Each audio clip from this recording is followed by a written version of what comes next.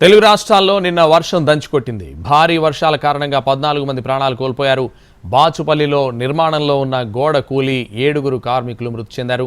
ఏకధాటిగా కురిసిన వర్షానికి గోడ తడిసి కూలిపోయింది. నిన్న సాయంత్రం నుంచి రాత్రి వరకు హైదరాబాద్లో కురిసిన వర్షానికి కాలనీలు నీటి మునిగాయి. రోడ్లు చెరువులను తలపించాయి. రోడ్లపై ట్రాఫిక్ నరకం చూపించింది. గంట పాటు కురిసిన కొండపోత వర్షం కొన్ని చోట్ల 13 సెంటీమీటర్ల వరకు పడింది.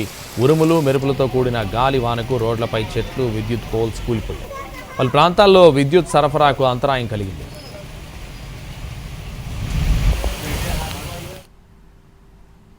సికింద్రాబాద్, మారేడుపల్లి, చిలకలగూడ, బోయిన్పల్లి, ఆల్వాల్, పారడైజ్, ప్యాట్నీ, ఎల్బీ నగర్, కాప్రా, సుచిత్ర, జీడిమెట్ల, మలక్పేట్, ఎర్రగడ్డ, అమీర్పేట్, యూసఫ్గూడ, ముషీరాబాద్, చిక్కడపల్లి తదితర ప్రాంతాల్లో రోడ్లపైకి వరద నీరు చేరింది.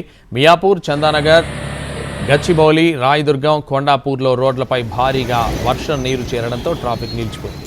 రాయదుర్గం బయోడైవర్సిటీ నుంచి ఐక్య వరకు, ఖాజాగూడ చౌరస్తా నుంచి డిపిఎస్ వరకు వాహనాలు రాకపోకలు స్తంభించాయి. పలు చోట్ల చెట్లు విరిగి పడడంతో వాహనదారులు ఇబ్బందులు పడ్డారు. వర్షం, ఈదురుగాలుల వల్ల పలు ప్రాంతాల్లో విద్యుత్ సరఫరా నిలిచిపోయింది.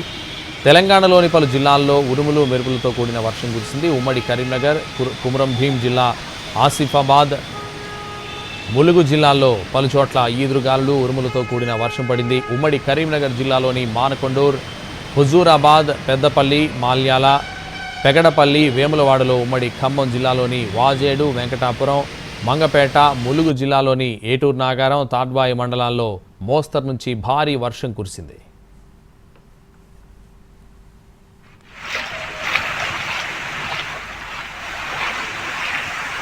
అటు ఏపీలోని పలు ప్రాంతాల్లో ఈదురుగాలులు, ఉరుములు మెరుపులతో కూడిన వర్షం పడింది. పిడుగులు పడి 2 మృతి చెందారు. రాజమండ్రిలోని RTC complex, VL Puram, Shyamala centre ప్రాంతాల్లో భారీగా వరద నీరు చేరింది. గానుగ వీధిలో 2 చెట్లు నేలకొరిగాయి. మరోవైపు విజయవాడలో ఈదురుగాలులతో చిరుజల్లులు కురిశాయి.